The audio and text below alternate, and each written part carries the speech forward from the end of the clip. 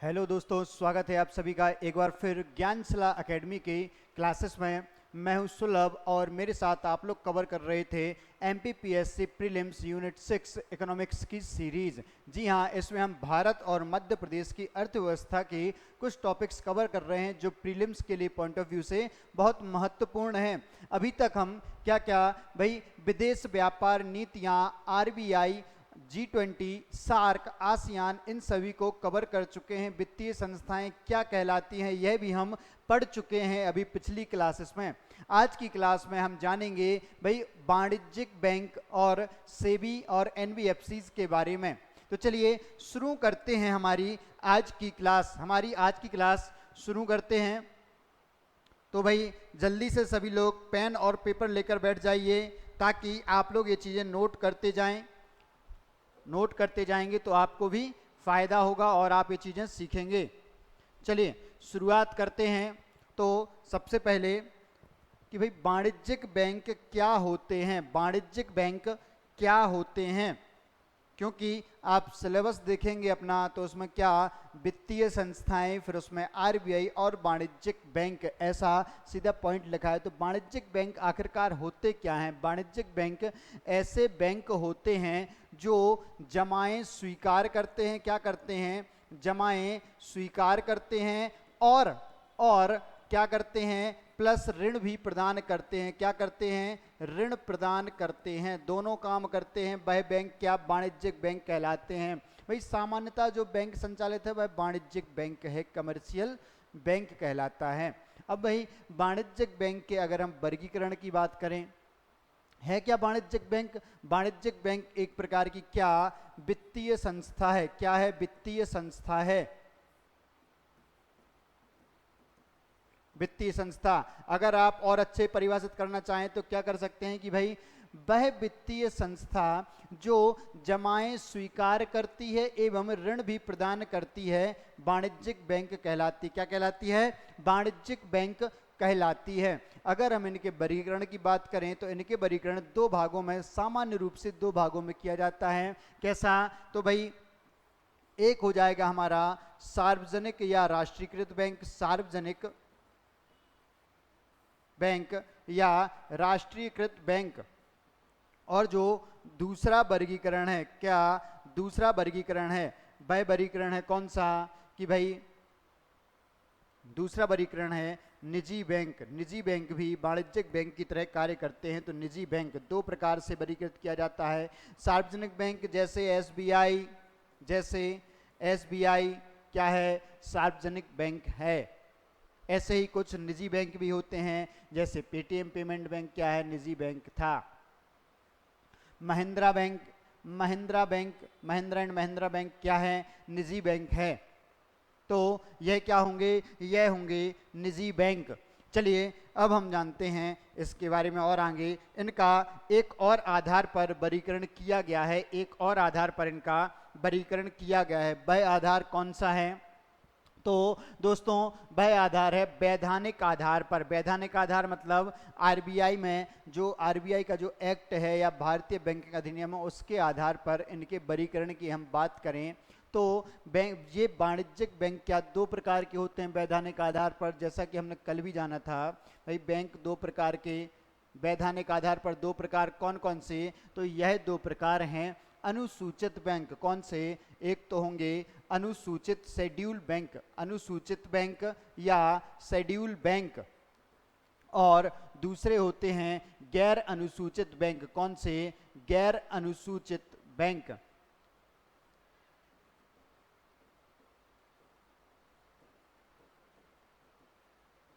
गैर अनुसूचित बैंक। तो यह दो भागों में इन्हें बांटा जाता है। अनुसूचित बैंक क्या होते हैं कि भाई जो भारतीय बैंकिंग अधिनियम है 1949 का, कौन सा? भाई जो बैंकिंग अधिनियम है उसकी द्वितीय अनुसूची में, कौन सी? बैंकिंग अधिनियम की सेकंड शेड्यूल में, अनुसूची में अनुसूचित बैंक।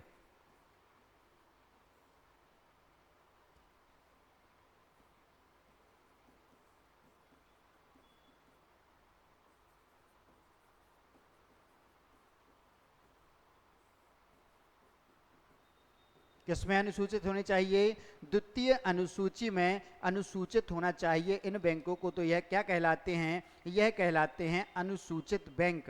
तो यह किस में? आरबीआई एक्ट 1934 की द्वितीय अनुसूची में अनुसूचित बैंक क्या कहलाते हैं? ये तो कौन सा एक्ट?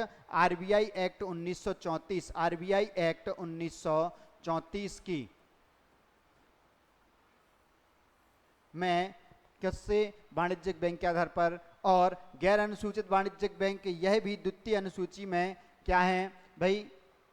अनुसूचित हैं, लेकिन इन्हें पूर्ण बैंक का दर्जा नहीं रहता है। इनमें क्या होता है कि यह बैंक जो इन्हें अपनी नगद पूंजी, देखिए अनुसूचित बैंक और गैर अनुसूचित बैंक में क्या अंतर? दोनों दूसरी अनुसूची में शामिल हैं, लेकिन एक प्रोविजन का अंतर है। द्वितीय अनुसूची में इनको शामिल करके एक प्रोविजन की इन्हें अपनी पूंजी का एक हिस्सा, पूंजी का एक हिस्सा किसके? पूंजी का एक हिस्सा किसके पास? आरबीआई के पास जमा कर रखना होता है। किसके पास? आरबीआई के पास। और जो गैर अनुसूचित बैंक हैं यह भी द्वितीय अनुसूची में शामिल हैं, लेकिन द्वितीय सेकंड अनुसूची में यह भी शामिल हैं। लेकिन इनमें क्या बात है कि भाई ये अपनी एक निश्चित पूंजी का एक निश्चित भाग कहां पर? अपनी कुल पूंजी का निश्चित भाग स्वयं के पास रखते हैं। किसके पास? स्वयं के पास। और यह आरबीआई के पास रखते हैं। यह बात आपको विशेष रूप से याद रखनी है। यह अनुसूचित और गैर अनुसूचित बैंकों में अंतर है। अनुसूचित वाणिज्यिक बैंक और गैर अनुसूचित वाणिज्यिक बैंक। तो ये हुआ क्या? वैधानिक आधार पर इनका वर्गीकरण हमने सामान्य आधार पर भी देखा और वैधानिक आधार पर। फिर हम बात करें सार्वजनिक क्षेत्र के बैंक। कौन से बैंक सार्वजनिक क्षेत्र के बैंक क्या हैं? तो वह बैंक जिनमें भारत सरकार की अंशधारिता, किसकी? भारत सरकार की अंशधारिता या उनका शेयर, भारत सरकार का शेयर कितना? 51% से अधिक हो। कितना? 51% से अधिक हो, वह बैंक सार्वजनिक क्षेत्र के बैंक कहलाते हैं। जैसे अगर मैं उदाहरण की बात करूं, उदाहरण तो क्या हो जाएगा भाई? एसबीआई क्या है? सार्वजनिक क्षेत्र का बैंक है। वर्तमान में भारत में कुल कितने? 12 सार्वजनिक क्षेत्र के बैंक हैं। हमने कल बैंकों के राष्ट्रीयकरण के बारे में देखा था। तो उसमें क्या देखा था हमने कि भाई 1 अप्रैल 2020 को 10 बैंकों को आपस में विलय कर 4 बैंक बनाए गए और फिर भारत में सार्वजनिक क्षेत्र के कुल बैंकों की संख्या 12 रह गई। तो कितने हैं सार्वजनिक क्षेत्र के बैंक? 12 बैंक हैं सार्वजनिक क्षेत्र के। यह याद रखना है आपको। तो सार्वजनिक क्षेत्र के बैंक कौन कहलाएंगे? जिनमें भारत सरकार की हिस्सेदारी 51% से ज्यादा हो। अब हम बात करें निजी बैंकों की। किसकी? निजी बैंकों की। तो भाई निजी बैंक क्या होंगे? जिनमें भारत सरकार की हिस्सेदारी बहुत कम हो या निजी कंपनी द्वारा स्थापित किए गए हों, वह बैंक कौन से कहलाते हैं? वह बैंक निजी बैंक कहलाते हैं। कौन से? निजी बैंक। अब निजी बैंक की अगर हम श्रेणियों की बात करें, निजी बैंक क्या? निजी कंपनी द्वारा आरबीआई एक्ट की धाराओं के अधीन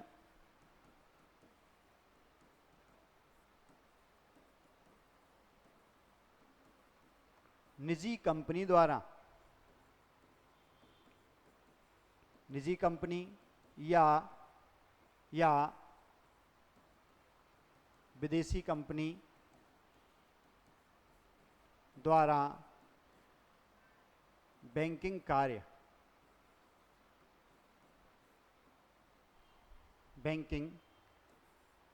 कार्य जो किया जा रहा है वह क्या? निजी बैंक कहलाता है। बैंकिंग कार्य उसके द्वारा संचालित बैंक, विदेशी कंपनी द्वारा संचालित बैंक कौन सा कहलाता है? निजी बैंक कहलाता है। निजी बैंक का जो भारत में सिस्टम है वह 2 प्रकार से देखा जाता है। प्रणाली को 2 प्रकार से देखा जाता है। एक तो क्या? पुराने निजी बैंक। कौन से? पुराने निजी बैंक और नए निजी बैंक। पुराने निजी बैंक और नए निजी बैंक, इनके संबंध में कुछ शर्तों की भी बात की गई थी। वो किस तरीके से हैं, हम उनकी भी चर्चा करेंगे, क्योंकि वह भी समझना हमारे लिए ज़रूरी है। क्यों? क्योंकि भाई उससे भी प्रश्न आपसे प्रीलिम्स में पूछा जा सकता है। जैसे अगर मैं दिशा निर्देशों की और उसके लिए शर्तों की बात करूं तो सबसे पहले तो क्या शर्तें हैं इस चीज़ की आप स्क्रीनशॉट ले लीजिए, अगर आप स्क्रीनशॉट लेना चाहते हैं तो। फिर हम आगे बढ़ते हैं कि भाई निजी बैंक के लिए दिशा निर्देशों की बात करें। इसके लिए जो आरबीआई द्वारा दिशा निर्देश दिए गए हैं वह क्या, कि भाई इनका जो कारोबार मॉडल है, इनका कारोबार मॉडल वह सामान्य बैंक की तरह होना चाहिए। कारोबार मॉडल बैंकों के समान, भारतीय बैंक के समान।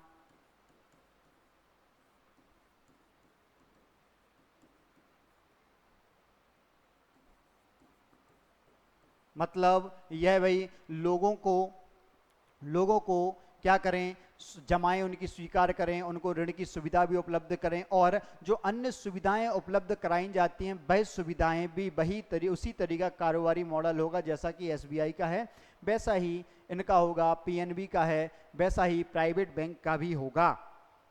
फिर इसमें क्या होगा कि भाई जो पूंजी है, क्या इनकी पूंजी है 500 करोड़ रुपए कितनी होनी चाहिए, 500 करोड़ रुपए न्यूनतम। इसके लिए न्यूनतम चुकता पूंजी इसकी स्थापना के लिए यह शर्त है कि न्यूनतम चुकता पूंजी 500 करोड़ रुपए, 500 करोड़ रुपए होना चाहिए, इतना आवश्यक है। फिर इसके बाद अगर हम बात करें तो इनमें क्या, जो 25% हिस्सेदारी है, जो 25% हिस्सेदारी है इनकी शाखाओं की वह ग्रामीण क्षेत्र में, तो इनकी 25% शाखाएं कहां पर, 25% शाखाएं कहां पर होनी चाहिए, ग्रामीण क्षेत्र में होनी चाहिए। और आरबीआई की शाख सृजन की, आरबीआई की शाख सृजन के दिशा निर्देशों का, शाख सृजन के निर्देशों का पालन, जैसे शाख सृजन को आप समझें कि आरबीआई ने ऋण उपलब्ध कराने के लिए नियम निर्धारित किया है कि उसने प्राथमिकता वाले क्षेत्र निर्धारित किए हैं। तो आपको अपने कुल ऋणों, जितना ऋण आप बांट रहे हैं उसमें से 40%, कितना, 40% जो ऋण है वह आपको प्राथमिकता वाले क्षेत्रों को देना पड़ेगा। तो यह केवल सार्वजनिक क्षेत्र के बैंकों पर लागू नहीं है, यह निजी क्षेत्र के बैंकों पर भी लागू होने वाली शर्त है। तो इसका पालन ये बैंक भी करेंगे, ये बैंक भी करते हैं।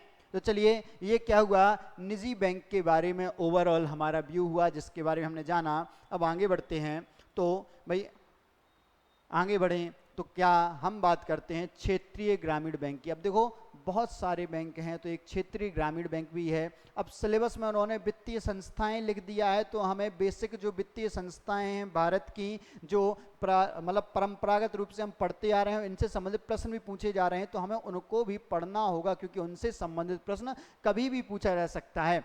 तो भाई स्थापना कब हुई, क्षेत्रीय ग्रामीण बैंक की स्थापना, रीजनल रूरल बैंक, जिसे आरआरबी भी बोला जाता है। क्या बोला जाता है, आरआरबी। तो इनकी स्थापना कब की गई, तो इसकी स्थापना 2 अक्टूबर 1975 को की गई। 2 अक्टूबर 1975 को 5 शाखाओं के साथ रीजनल रूरल बैंक की स्थापना हुई। कौन कौन सी 5 शाखाएं थी ये, तो यह 5 शाखाएं थी, कौन कौन सी, गोरखपुर, मुरादाबाद, भिवानी, जयपुर और मालदा। गोरखपुर और मुरादाबाद कहाँ पर हैं, यूपी में। भिवानी कहाँ पर है, हरियाणा में। कहाँ, हरियाणा में। जयपुर है राजस्थान में, और मालदा है वेस्ट बंगाल में। कहाँ, वेस्ट बंगाल में मालदा है। तो इन 5 शाखाओं के साथ किसकी, या 5 बैंकों के साथ क्षेत्रीय ग्रामीण बैंक की स्थापना। गोरखपुर, मुरादाबाद, भिवानी, जयपुर और मालदा, यह 5 आपको याद करने। कौन, यूपी में तो गोरखपुर और मुरादाबाद। फिर उसके बाद भाई वेस्ट बंगाल में कौन सा है, मालदा है। राजस्थान में जयपुर और हरियाणा में भिवानी। 5 जगह एक साथ स्थापना के साथ इसकी शुरुआत हुई थी, किसकी, क्षेत्रीय ग्रामीण बैंकों की। क्षेत्रीय ग्रामीण बैंक, रीजनल रूरल बैंक की। इसके बारे में हम कुछ तथ्यों की बात करें तो क्या तथ्य हैं कि भाई जो आरबीआई जो आरआरबी हैं, तो 1987 तक बहुत सारे आरआरबी ग्रामीण बैंक खोले गए, क्षेत्रीय ग्रामीण बैंक खोले गए, लेकिन 1987 के पश्चात इनकी और अधिक स्थापना बंद की गई कि अब और आगे हम क्षेत्रीय ग्रामीण बैंक नहीं खोलेंगे, अभी जो हैं उन्हीं को हम और सशक्त करेंगे, उन्हीं से हम सेवाएं उपलब्ध कराएंगे। फिर इसके बाद क्या 2005 के पश्चात इनके सशक्तिकरण के लिए जो क्षेत्रीय ग्रामीण बैंक हैं, इनके सशक्तिकरण के लिए इनका विलय की योजना प्रारंभ की गई। किसकी विलय की? भाई जो आरआरबी हैं इनका आपस में विलय किया गया, क्योंकि 100 से ज़्यादा इनकी संख्या हो चुकी थी। फिर वर्तमान में कितने, लगभग 82 आरआरबी अभी वर्तमान में संचालित हैं भारत में। फिर गोवा और सिक्किम, यह बहुत महत्वपूर्ण फैक्ट है, गोवा और सिक्किम में रीजनल रूरल बैंक का कोई स्ट्रक्चर नहीं है। इन दो राज्यों में कौन, क्षेत्रीय ग्रामीण बैंक नहीं होते हैं। तो याद रखें गोवा और सिक्किम में। मैं आपको अगर रीजनल रूरल बैंक के उदाहरण दूं तो आप इंदौर साइड देखते होंगे नर्मदा झाबुआ ग्रामीण बैंक। अगर आप मध्य प्रदेश के और क्षेत्रों में देखें तो मध्यांचल ग्रामीण बैंक, क्या मध्यांचल ग्रामीण बैंक, यह क्या है, आरआरबी ही हैं, रीजनल रूरल बैंक हैं, जो अलग अलग क्षेत्रों के हिसाब से वहाँ के ग्रामीण क्षेत्र को, जो ग्रामीण क्षेत्र की साख सृजन क्षमता है उनको विकसित करते हैं। ग्रामीण क्षेत्र में किन्हें रोजगार की या किन्हें ऋण की साख की आवश्यकता होती है तो कृषि ऋण उपलब्ध कराते हैं। ये लघु कुटीर उद्योग, भाई सूक्ष्म, भाई जो लघु कुटीर उद्योग हैं उन्हें रोजगार देते हैं, जैसे कामगार हैं, कारीगर हैं, तो उन्हें क्या ऋण उपलब्ध कराते हैं और वित्तीय सेवाएं, जो बैंकिंग सेवाएं हैं वो उपलब्ध कराते हैं उनके लिए। तो ये क्या, रीजनल रूरल बैंक। फिर बात आती है पूंजी हिस्सेदारी की। अगर हम बात करें किसमें, क्षेत्रीय ग्रामीण बैंक में। क्षेत्रीय ग्रामीण बैंक में अगर हम पूंजी हिस्सेदारी की बात करें तो इसमें केंद्र सरकार प्लस राज्य सरकार और एक प्रायोजक बैंक होता है। कौन, प्रायोजक बैंक। इनके लिए कोई ना कोई जो बैंक होता है भाई प्रायोजित करता है, चाहे नर्मदा झाबुआ ग्रामीण बैंक हो या मध्यांचल ग्रामीण बैंक हो, या भाई पश्चिम बंगाल में कोई चल रहा हो, या महाराष्ट्र में कोई बैंक चल रहा हो, राजस्थान में कोई बैंक चल रहा हो ग्रामीण बैंक, तो उनका जो एक बैंक प्रायोजक किसी एक बैंक से उस क्षेत्र के लिए टाई अप किया जाता है। तो इनके लिए जो पूंजी है, पूंजी आपस में बांटते हैं। तो हिस्सेदारी 50% किसकी, 50% केंद्र सरकार की और 15% भागीदारी राज्य सरकार की और 35% भागीदारी उस प्रायोजक बैंक की होती है। इस अनुपात में क्या इनकी पूंजी की भागीदारी या हिस्सेदारी बांटी जाती है, पार्टनरशिप को बांटा जाता है। तो 50% केंद्र का, 15% राज्य का और 35% प्रायोजक बैंक का इसमें क्या होता है, हिस्सा होता है पूंजी में। तो क्या भाई इससे संबंधित तथ्य आपको समझ आए होंगे। चलिए आगे बढ़ें तो आगे हम बात करते हैं विकास बैंक की, कि भाई विकास बैंक क्या होता है, डेवलपमेंट बैंक्स क्या होते हैं। देखो भारत में या कोई भी देश है, भारत में भाई अर्थव्यवस्था के विकास के लिए यहाँ बुनियादी ढांचा विकास के लिए या पर्टिकुलर किसी विशिष्ट क्षेत्र के विकास के लिए, विशिष्ट क्षेत्र के प्रोत्साहन, अब जैसे विशिष्ट क्षेत्र कौन सा हो जाएगा, औद्योगिक क्षेत्र। अर्थव्यवस्था से हम क्या समझें, औद्योगिक क्षेत्र। तो इन क्षेत्रों को प्रोत्साहन, इनमें प्रोत्साहन एवं निवेश हेतु स्थापित बैंक क्या कहलाते हैं, इसके लिए स्थापित बैंक क्या विकास बैंक कहलाते हैं। ऐसे बैंक जो भाई उद्योगों को प्रोत्साहन, उसमें निवेश को प्रोत्साहन, भाई बुनियादी ढांचा है तो उनके प्रोत्साहन, उसके निवेश को बढ़ावा देने के लिए जिन बैंकों की स्थापना की गई वह विकास बैंक कहलाते हैं। अगर हम प्रमुख विकास बैंकों की बात करें, भाई देख लीजिए आप क्या स्क्रीनशॉट लेना चाहें तो। चलिए अब आगे बात करें तो हम क्या करें भाई, प्रमुख विकास बैंकों की अगर बात करें तो प्रमुख विकास बैंक कौन से हैं भारत में, तो आप लोगों ने कभी ना कभी इन बैंकों के नाम जरूर सुने होंगे। जैसे भाई एक बैंक है IDBI, IDBI industrial development bank of India. क्या? Industrial development bank of India. भारतीय औद्योगिक विकास बैंक, भारतीय औद्योगिक विकास बैंक। दूसरा है सिडबी, सिडबी मतलब small industry development bank of India, small industry development bank of India मतलब सूक्ष्म उद्योग विकास बैंक, भारतीय सूक्ष्म उद्योग विकास बैंक या लघु उद्योग विकास बैंक। फिर IFC, IFC industrial finance corporation India, industrial finance corporation of India, तो आईएफसीआई। फिर है नाबार्ड, नाबार्ड और फिर उसके बाद है एग्जिम बैंक, कौन सा? EXIM bank. और फिर अगला है एनएचबी, नेशनल हाउसिंग बैंक, कौन सा? National housing bank. अगर नाबार्ड के फुल फॉर्म की बात करूं तो नाबार्ड बहुत महत्वपूर्ण है आपके लिए, बहुत ही महत्वपूर्ण है। तो यह कौन सा है? नाबार्ड को कहते हैं national agriculture, national bank for agriculture and rural development, national bank for agriculture and rural development. क्या बोलेंगे भाई इसको? अभी हम आगे इन सभी को डिटेल में पढ़ेंगे थोड़ा थोड़ा, जो हमारे लिए महत्वपूर्ण है। National bank for rural and agriculture and rural, agriculture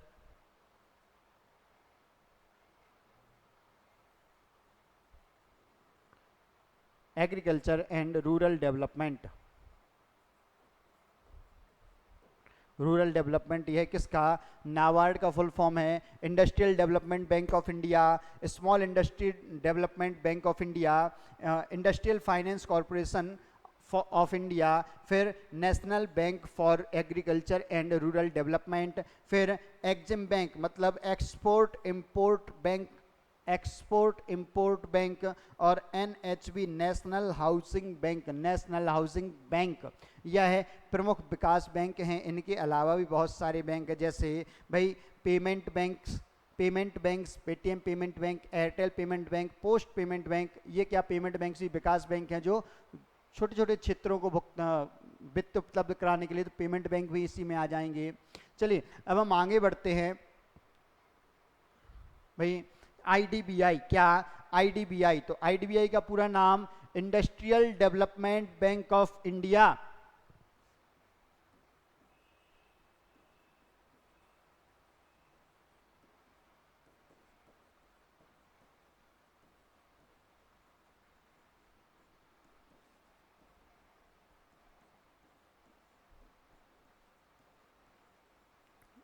IDBI भारतीय औद्योगिक विकास बैंक, इसकी स्थापना जुलाई 1964 में की गई। कब? जुलाई 1964 में, सन याद रखिएगा। इसके पश्चात 1976 में यह आरबीआई से पृथक एक बैंक बना, आरबीआई से पृथक एक बैंक बना।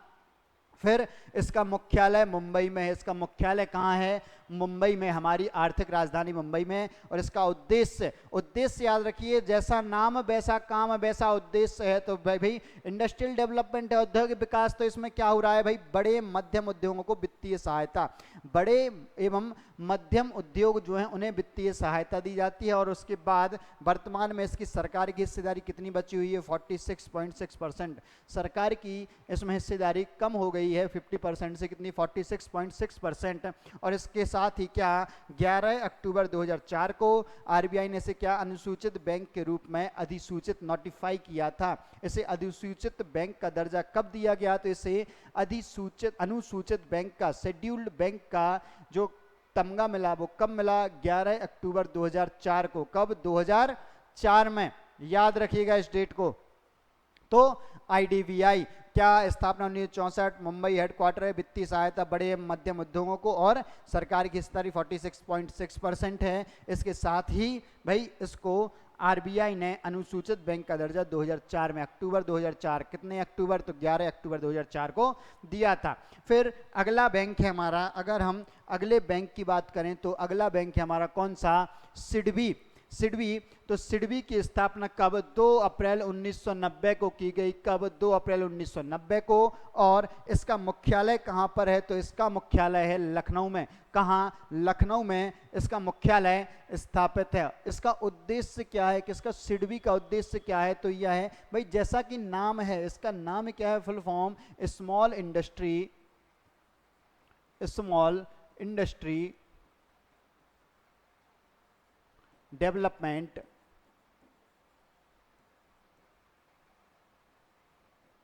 Bank of India.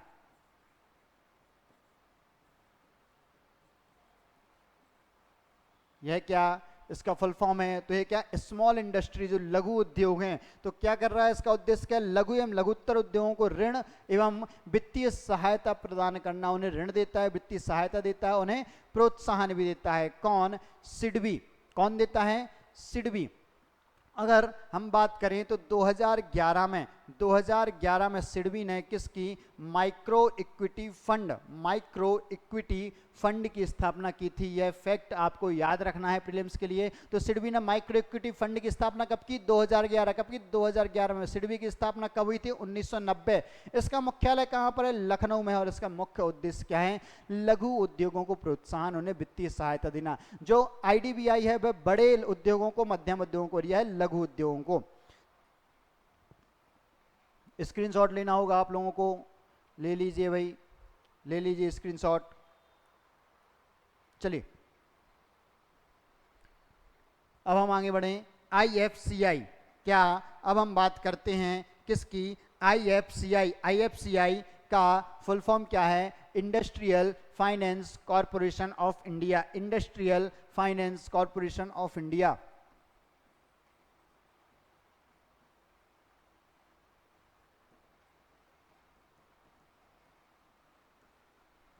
कॉरपोरेशन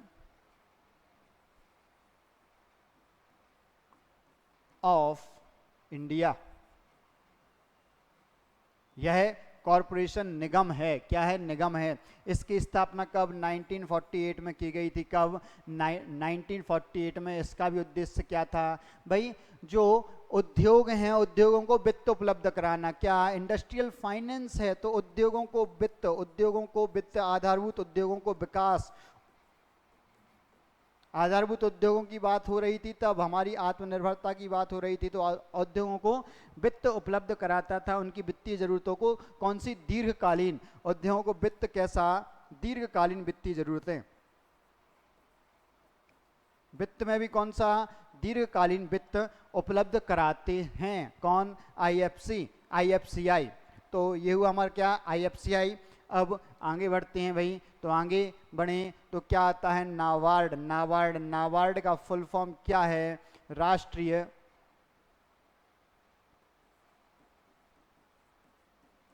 राष्ट्रीय कृषि एवं ग्रामीण विकास बैंक। कृषि एवं ग्रामीण विकास बैंक।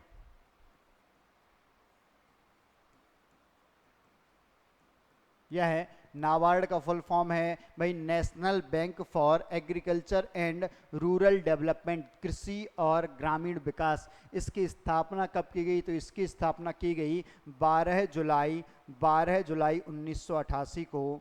12 जुलाई 1988 को। किसकी सिफारिश पर? तो शिवा रमन समिति की सिफारिश पर। किसकी? शिवा रमन समिति।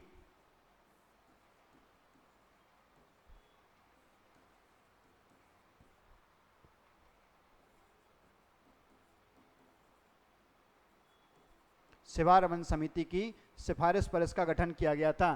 पहले यह शासकीय आदेश के द्वारा, फिर बाद में इसे नाबार्ड एक्ट 1992 के द्वारा कौन सा दर्जा मिला इसे? क्या?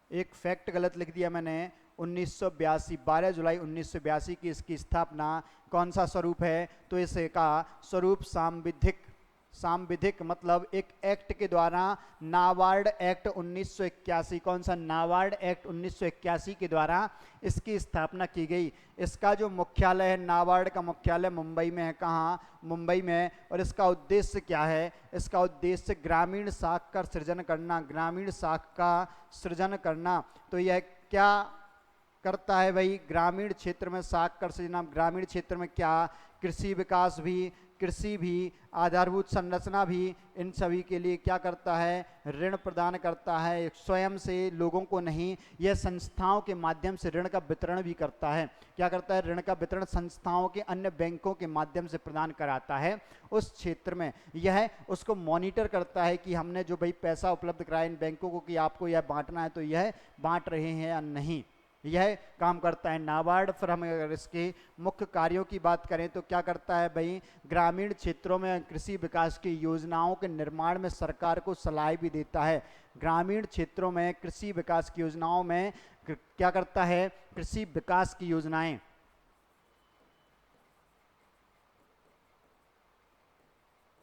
निर्माण में क्या, सरकार को सहयोग, क्रियान्वयन में सहयोग, क्रियान्वयन में सहयोग। फिर ग्रामीण साख सृजन, ग्रामीण साख सृजन, ग्रामीण साख सृजन भी करता है। ग्रामीण क्षेत्र में वित्तीय समावेशन, ग्रामीण क्षेत्र में वित्तीय समावेशन के भी उपाय करता है। यह प्रमुख कार्य हैं किसके, तो भाई नाबार्ड के। नाबार्ड एक बहुत ही महत्वपूर्ण संस्था है हमारे लिए, जो अलग अलग स्तर पर ग्रामीण क्षेत्रों में वित्तीय समावेशन के लिए, साख सृजन के लिए कार्य करती है। इसका मुख्यालय कहाँ, मुंबई में है। और 12 जुलाई 1982 में इसकी स्थापना की गई थी। 12 जुलाई 1982 को नाबार्ड की स्थापना की गई थी। किसके माध्यम से, नाबार्ड एक्ट 1981, किसके, नाबार्ड एक्ट 1981 के द्वारा इसकी स्थापना की गई थी। और क्या भाई, इसके प्रमुख कार्यों को भी सुना हमने। यह सहकारी बैंक और क्षेत्रीय ग्रामीण बैंक के माध्यम से साख सृजन करती है। स्वयं से कभी जो उपभोक्ता हैं उन्हें ऋण नहीं देती है, स्वयं से नहीं देती है, सहयोगी बैंकों के माध्यम से। चलिए आगे बढ़ते हैं। नाबार्ड हुआ, फिर आती है बात एग्जिम बैंक की। एग्जिम बैंक की, तो एग्जिम बैंक की स्थापना भी कब, 1982 में की गई थी। कब, 1982, जब मैं आपको विदेश व्यापार नीतियां पढ़ा रहा था। क्या, विदेश व्यापार नीतियां। तो उन विदेश व्यापार नीतियों में हमने पढ़ा था कि 1962 में विदेश निर्यात आयात समीक्षा समिति का गठन किया गया था। फिर 1982 में एग्जिम बैंक, निर्यात आयात बैंक की स्थापना। 1985 में निर्यात आयात नीति लाई गई थी राजीव गांधी की सरकार के द्वारा। तो यही 1982 में एग्जिम बैंक की स्थापना हुई। और इसका मुख्यालय कहाँ भाई, नई दिल्ली। जो एग्जिम बैंक है, कौन सा, एग्जिम बैंक, इसका मुख्यालय, सॉरी मुंबई, नई दिल्ली नहीं, मुंबई। कहाँ होगा इसका मुख्यालय, मुंबई में। इसका मुख्यालय मुंबई में। भाई जो भी बड़े बैंक हैं उनका मुख्यालय अधिकांशतः मुंबई में हमारे यहाँ। और निर्यात भी सबसे ज़्यादा, पोर्ट है मुंबई में, तो वहाँ से किया रहता था। इसका उद्देश्य क्या है, देश में निर्यात को एवं आयात को प्रोत्साहन करना। क्या, निर्यात और आयात को प्रोत्साहन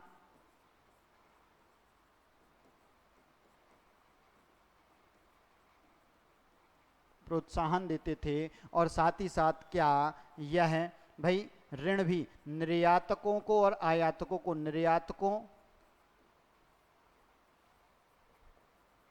आयातकों को ऋण भी उपलब्ध कराते हैं और गारंटी भी उपलब्ध कराता है। फुल फॉर्म की बात करूं एग्जिम बैंक, तो export import bank of India, export import bank.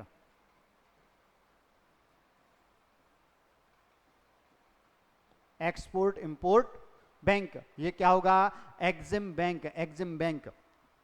चलिए आगे बढ़ते हैं।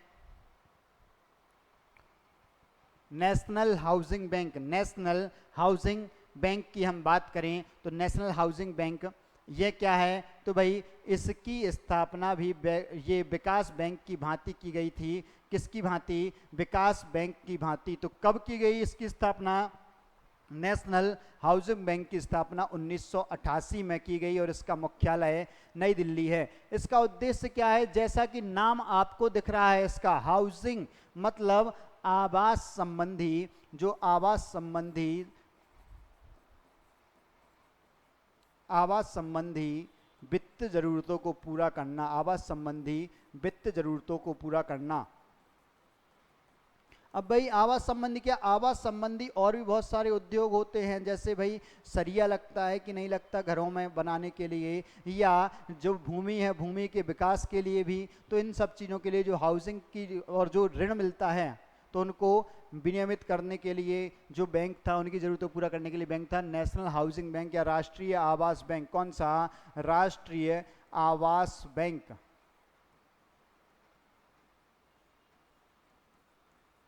राष्ट्रीय आवास बैंक, यह हो गया नेशनल हाउसिंग बैंक। चलिए अगला बैंक है, अगला विकास बैंक है हमारा कौन सा? मुद्रा बैंक। मुद्रा बैंक, मुद्रा बैंक का फुल फॉर्म क्या है? पहले तो इस मुद्रा को आप डिकोड करेंगे तो यह होगा micro units development and refinance agency.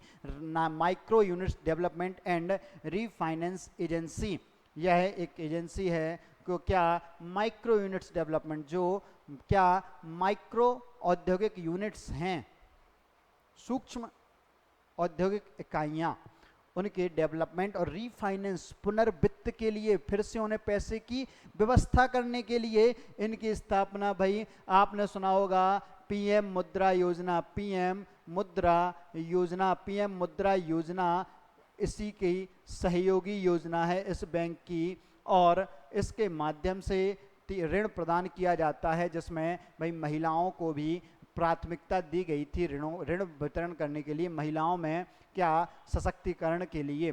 इनकी स्थापना कब? 8 अप्रैल 2015 को। कब की गई? 8 अप्रैल 2015 को। और इसका उद्देश्य क्या है?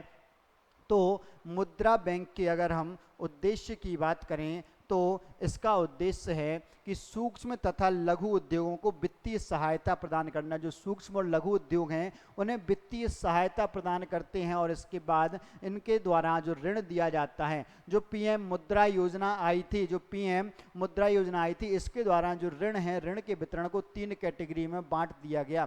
कौन सी 3 कैटेगरी हैं? यह 3 कैटेगरी हैं शिशु ऋण, किशोर ऋण और तरुण ऋण। शिशु ऋण 50,000 तक का ऋण था।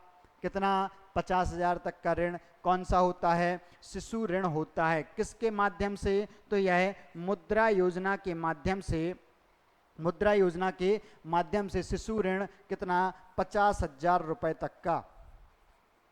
और जो 50,000 से 5 लाख तक का, 5 लाख तक का ऋण कौन सा कहलाता है? किशोर ऋण। और 5 लाख से 10 लाख तक का, 10 लाख तक का ऋण कौन सा है? तो यह ऋण कहलाता है तरुण ऋण। यह कैटेगरी आपसे पूछी जा सकती है, कोई भी पूछा जाए तरुण ऋण में कितनी तक का ऋण उपलब्ध कराया जाता है? 50,000 तक का, 50,000 से 5 लाख तक का, 5 लाख से 8 लाख तक का, 5 लाख रुपए से 10 लाख रुपए तक का। कितना ऋण? माइक्रो यूनिट्स को, सूक्ष्म जो औद्योगिक इकाइयां उनके लिए। देखो बड़ी और मध्यम औद्योगिक इकाइयों के लिए कौन सा था? आईडीबीआई। फिर लघु औद्योगिक इकाइयों के लिए कौन सा था?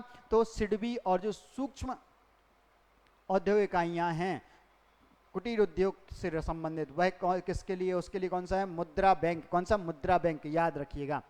चलिए आगे बढ़ते हैं। यह समझ आया होगा आपको, इसका जो वर्गीकरण है, क्लासिफिकेशन है, वह भी समझ आया होगा।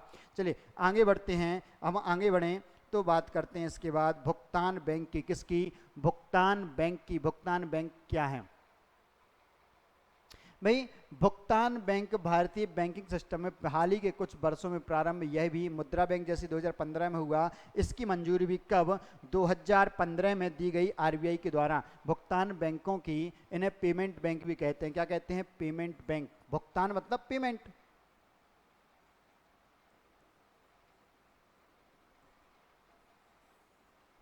Payment bank. जो इनकी स्थापना हुई है, इनकी स्थापना हुई कब? आरबीआई ने 2015 में, 2015 में इनकी स्थापना को मंजूरी दी थी। कब? 2015 में। फिर आप एक चीज पढ़ेंगे 2018 में, 2018 में Indian post payment bank, Indian post payment bank शुरू किया गया था। मतलब जो पोस्ट ऑफिस है वहां पर पेमेंट बैंक प्रारंभ किया गया था, पोस्ट पेमेंट बैंक 2018 में। यह सन आपको याद रखना है।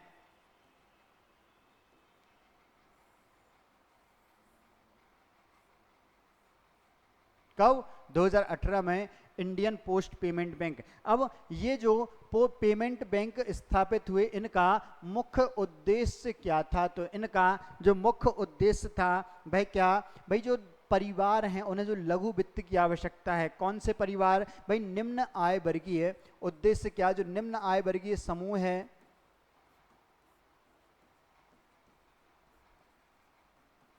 निम्न आय वाले परिवारों को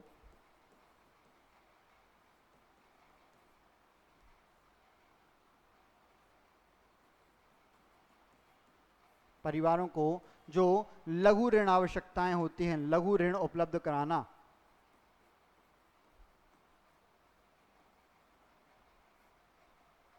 भाई लघु ऋण भी उपलब्ध कराना है और बैंकिंग सुविधाएं भी क्या, न्यूनतम दरों पर बैंकिंग सुविधाएं भी उपलब्ध करानी है। तो यह क्या, भुगतान बैंक कहलाते हैं। क्या कहलाते हैं? भुगतान बैंक।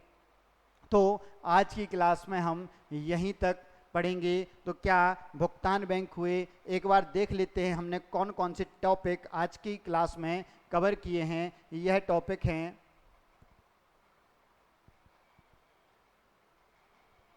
कौन कौन से टॉपिक?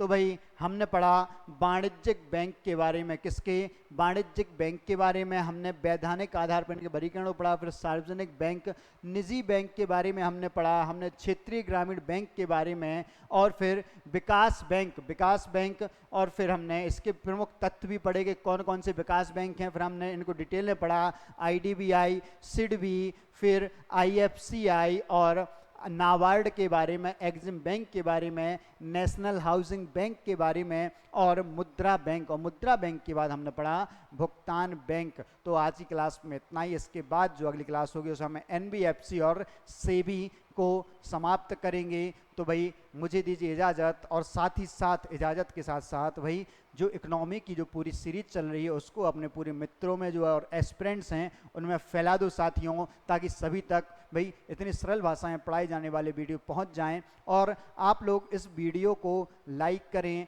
कमेंट करें और इस चैनल को सब्सक्राइब भी करें। Thank you so much.